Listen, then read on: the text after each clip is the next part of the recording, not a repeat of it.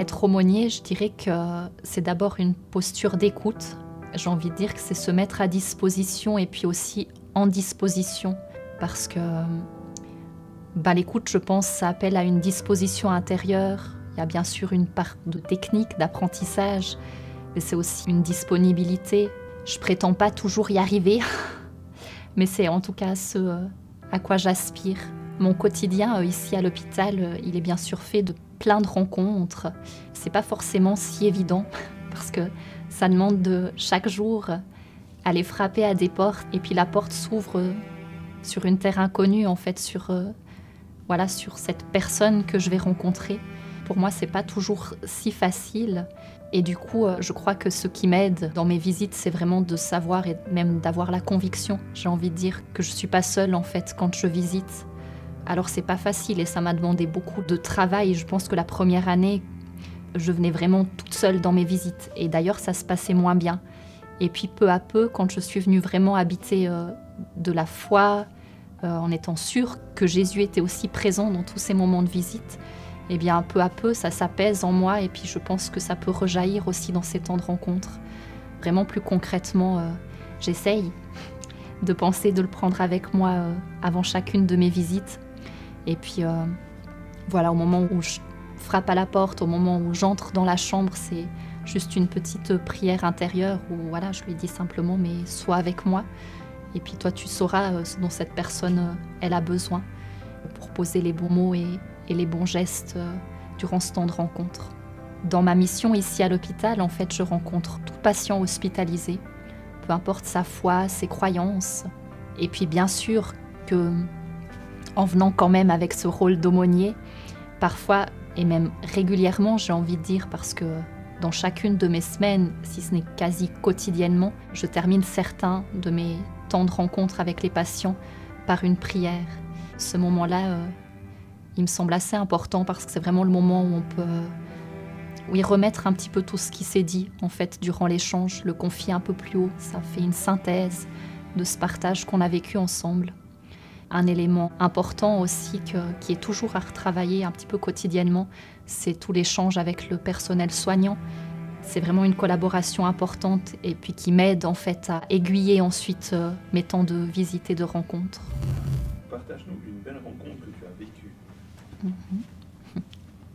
Si tu en as vécu des belles. Justement. Dans toutes ces rencontres, bien sûr qu'il y en a qui restent davantage en mémoire. Et puis si vraiment je devais relever une belle rencontre que j'ai vécue, celle qui me vient, c'est la visite en fait d'un tout jeune patient, jeune adulte d'une vingtaine d'années.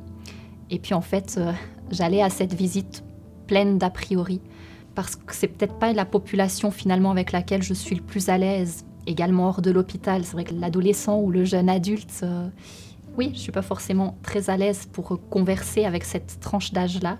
En plus, j'avais aussi plein de projections. Je me disais, mais il aura peut-être...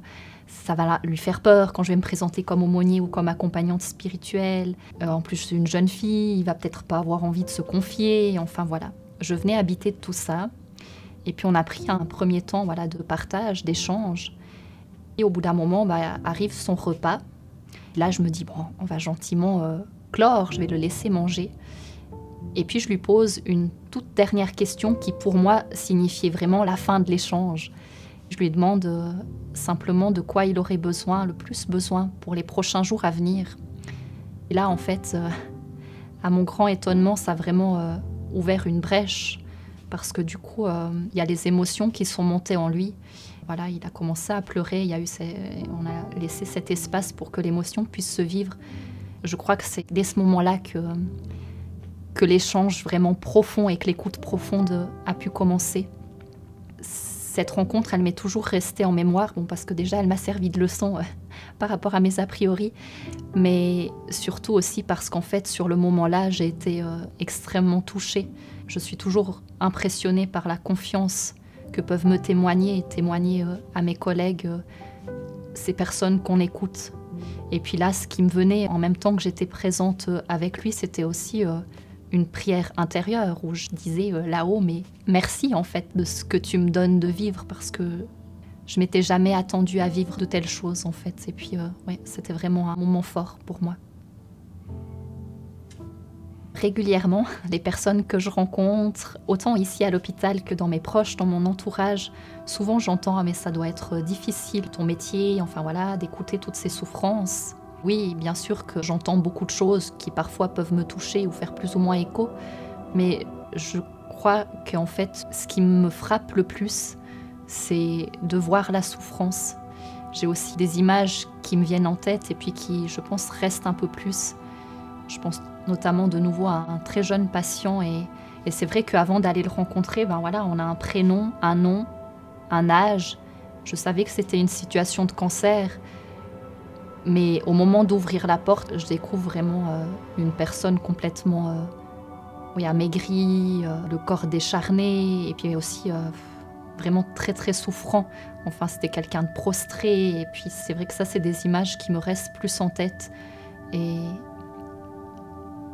je crois que c'est ce qui est le plus frappant.